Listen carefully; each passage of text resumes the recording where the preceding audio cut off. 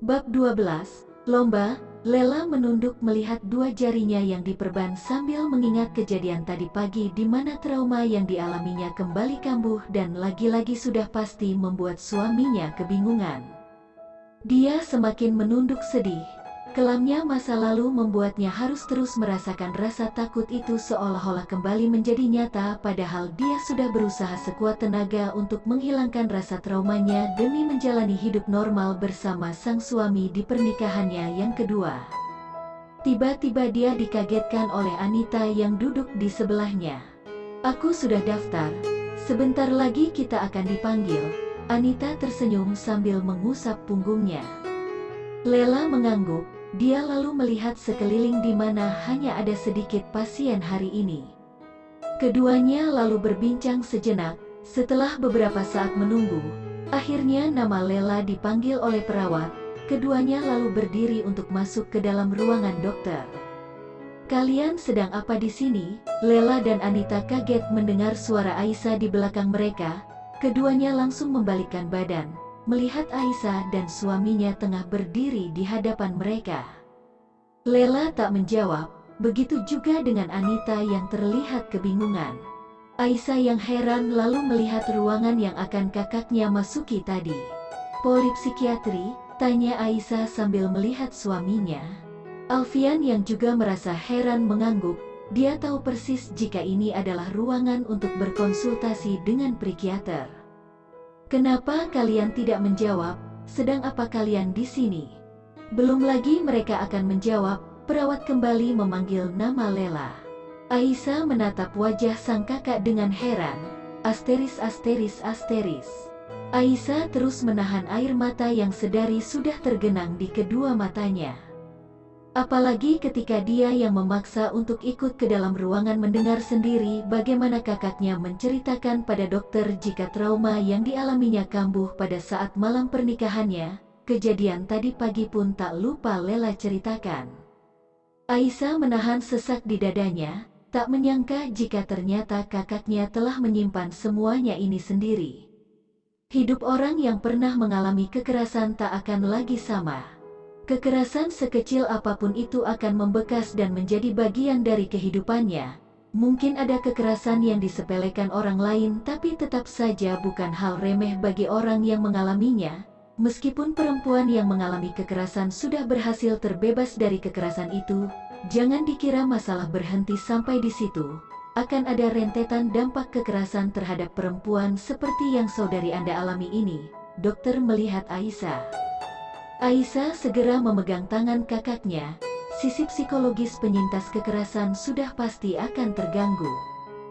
Bahkan, meskipun kekerasan yang dialaminya telah cukup lama berlalu, jenis-jenis dampaknya bisa berupa mimpi buruk yang berhubungan dengan kekerasan, flashback, sulit berkonsentrasi hingga depresi.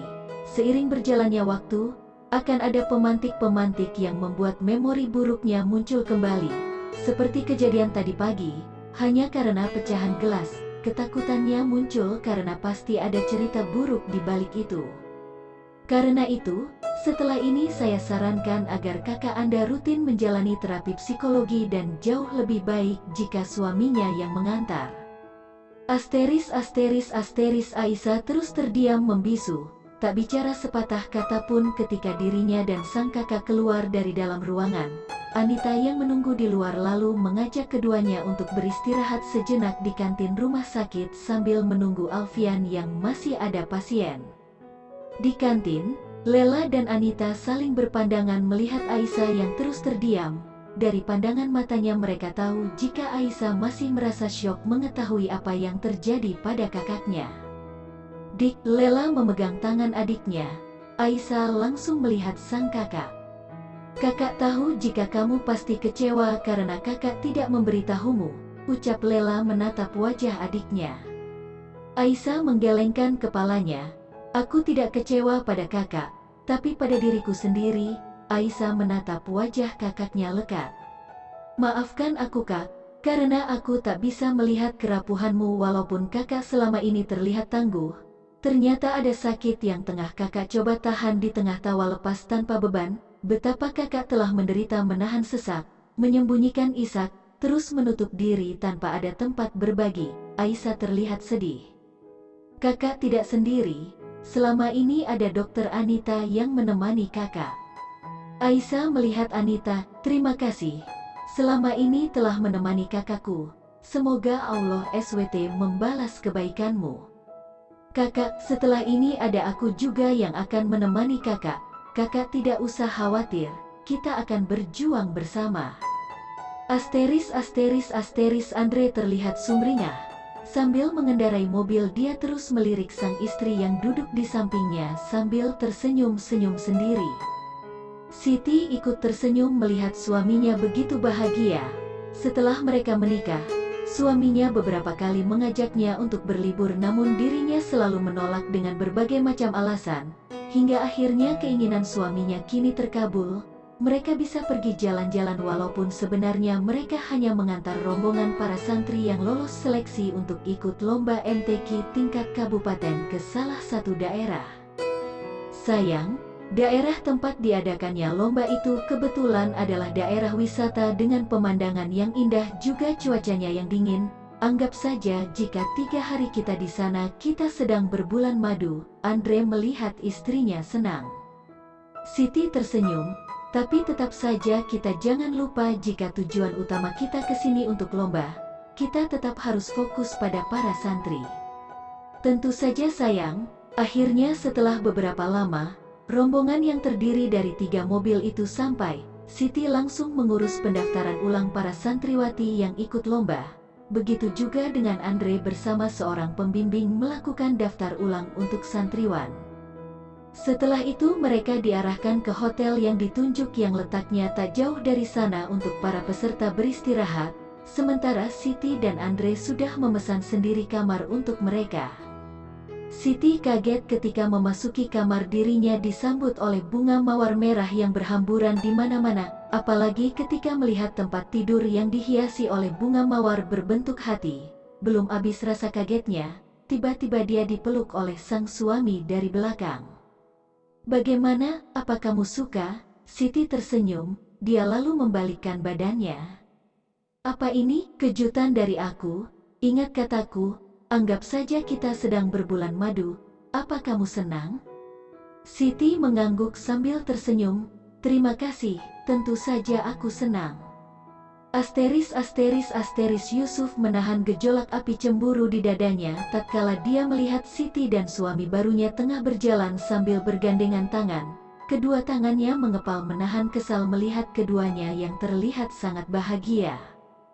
Ada sedikit perasaan sesal kenapa dulu dirinya menyia-nyiakan Siti, padahal sekarang dia baru merasakan jika Siti adalah wanita terbaik yang pernah ia nikahi. Karena sesal itulah kini dia belum mampu untuk mencari penggantinya, hingga sekarang dirinya masih menduda dan belum terpikirkan untuk menikah lagi. Yusuf melihat jika Siti dan suaminya terus berjalan bergandengan tangan menuju ke arahnya, tatapannya kini fokus pada Andre yang menurutnya telah merebut Siti darinya. Yusuf merasa kesal melihatnya. Assalamualaikum. Yusuf akhirnya berinisiatif untuk menyapa keduanya di tengah keramaian para peserta lomba. Siti dan Andre kaget bertemu dengan Yusuf. Mereka lalu menjawab salam Yusuf bersamaan. Apa kabar dek? Sepertinya adek sudah bahagia sekarang? Alhamdulillah baik. Alhamdulillah juga saya juga sangat bahagia. Siti mengeratkan genggaman tangannya pada sang suami, sambil menatap wajah Andre dengan penuh cinta. Andre membalas tatapan istrinya dengan mengecup kening Siti, keduanya lalu saling menatap mesra. Tentu saja Yusuf yang melihat merasa semakin kesal. Syukurlah kalau adek sudah bahagia, Mas senang mendengarnya. Terima kasih. Oh iya, dengan siapa Anda kesini? Mana istri Anda? Tanya Andre sambil celingukan. Ditanya istri, Yusuf tampak kaget. Dia merasa malu memberitahu Siti jika sekarang dirinya masih menduda. Saya kesini sendiri, saya juga belum menikah lagi karena selain sibuk mengurus pesantren saya juga sedang sibuk berbisnis, mengurus beberapa usaha, jadi sekarang saya belum memikirkan untuk menikah dulu. Yusuf mencoba memberikan alasan. Andre mengerutkan kening sambil melihat penampilan Yusuf dari atas hingga ke bawah. Berbisnis, dari penampilan Anda saja terlihat Anda tidak seperti seorang pengusaha atau anak pengusaha, jawab Andre sambil menarik tangan istrinya untuk mengajaknya pergi. Yusuf langsung melihat penampilannya sendiri. Oh iya, dari cara bicara Anda tadi saya yakin jika Anda menyesal telah menyia-nyiakan mantan istri Anda ini, dan kesal melihatnya sangat bahagia sekarang. Andre menghentikan langkahnya, berbalik melihat Yusuf sambil tersenyum mengejek.